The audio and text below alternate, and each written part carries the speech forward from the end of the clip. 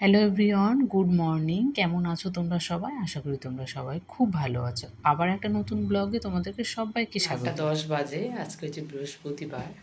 তো সকালবেলা পুজোটা দেওয়া আমার কমপ্লিট হয়ে গেল, কারণ বৃহস্পতিবার একটা চাপ থাকে। চলো এখানে গিয়ে বসবো, চলো। একটা বৃহস্পতিবারে একটা চাপ থাকে, তাই সকাল সকাল পুজোটা দিয়ে দিলাম। ভাবলাম তোমাদের সঙ্গে শেয়ার করবো, কিন্তু ওই ফুল বেলপাতা এসব আনতে আনতে না অনেকটা দেরি হয়ে যায়। মানে সব কিছু তো আর আনা থাকে না, আনা থাকলে খুব ভালো লাগে।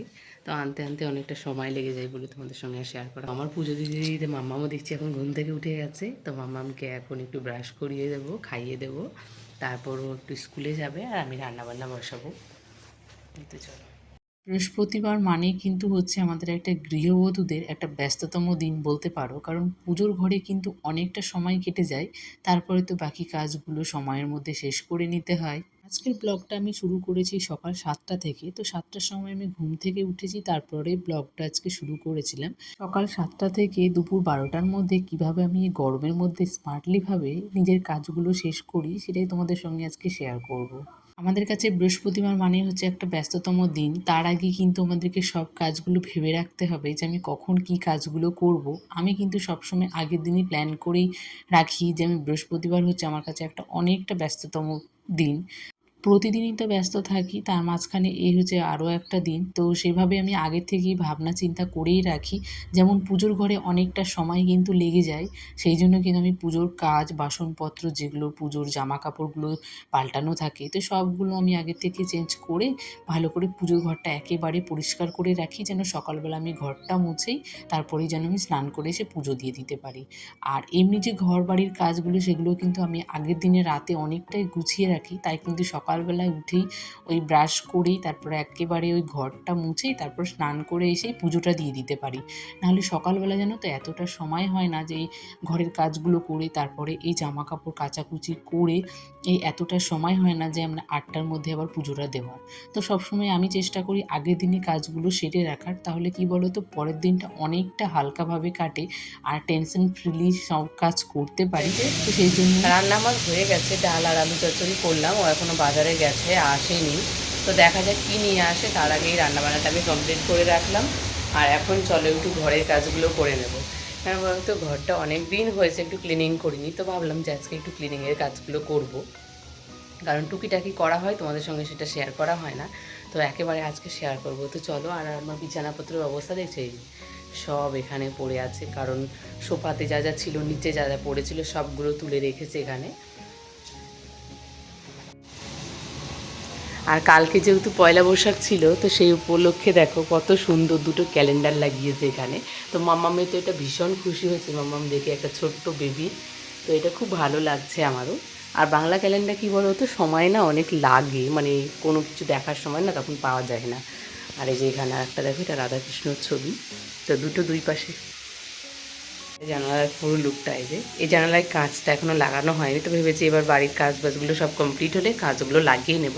আর এই যে দেখো, দুই পাশে দুটো ক্যালেন্ডার লাগানো হয়েছে। ভেবেছিলাম তো এই কৌটাগুলো মুছলেই হয়তো হয়ে যাবে, তা না, দেখছি অনেকটা নোংরা হয়ে গেছে। এই যে, কারণ ওই সেই সিলিন্ডারের ওপরে থাকে, তো গ্যাসের ওপরে থাকে, প্রচুর নোংরা হয়ে গেছে। তো এগুলো এখন ধুয়ে নেব, যেহেতু আজকে হচ্ছে 1 তারিখ। তো সব আবার জিনিসপত্র নিয়ে আসবে, না ধুলে তো রাখা যাবে না, তাই ধুয়ে নেব। আজকের তারিখটা হচ্ছে 1 তারিখ। তো যেহেতু এখন বাজার করা সব হয়ে গেছে, মানে মাসকাবারির বাজারটা করা হয়ে গেছে, তার আগে ভাবলাম যে সব কোটাকুটিগুলো একেবারে পরিষ্কার করে নিই, তাহলে জিনিসগুলো আবার রাখতে হবে। আর আমি একেবারে শেষ হওয়ার পরে কিন্তু এভাবেই কোটাকুটিগুলো একেবারে ধুয়ে পরিষ্কার করে তারপরেই রাখি। ভেবেছিলাম আজকে ঘরের কাজগুলো করব, কিন্তু আমার মাথা থেকে বেরিয়ে গেছিলো যে এই সব কোটাকুটিগুলো অনেকগুলো ধুতে হবে, তো এতটা সময় হবে না, তাই কিন্তু ক্লিনিংয়ের কাজগুলো আজকে ঘরে করতে পারিনি। আজকে বেশিরভাগ সময়টা বলতে পারো রান্নাঘরে আমার কেটে গেছে। রান্নাঘর আর ঠাকুরঘর মিলিয়ে কিন্তু আজকের দিনটা আমার শুরু হয়েছে আর রান্নাঘরে শেষ হয়েছে। ওই ঠাকুরঘরে বলতে পারো শুরু আর রান্নাঘরে শেষ। তো সেটাই আজকে হয়েছে। তো রান্নাঘরটা পুরোপুরিভাবে এখনও মানে পরিষ্কার করতে পারিনি, যে কোটাকুটি ছিল সেগুলো রান্না মানে পরিষ্কার করেছি। তারপরে রান্নাটাও করতে আজকে অনেকটা দেরি হয়ে গেছিলো, কেননা ও অনেকটা দেরি করে বাজারটা বলতে পারো নিয়ে এসছে, আর ঘরে কিছুই ছিল না। তো ওকে বললাম আনার কথা, ও বললো ঠিক আছে তাহলে আমি আজকে একটু চিকেন নিয়ে আসি, যেহেতু আজকে হচ্ছে ছুটির দিন। তো ছুটির দিনে বাড়িতে থাকলে একটু চিকেন খাওয়াও হবে। রবিবারটায় সবসময় আমাদের চিকেনটা খাওয়া হয়, কিন্তু আজকে ও বৃহস্পতিবারে ছুটি ছিল, সরকারি ছুটি তো তোমরা সবাই জানো।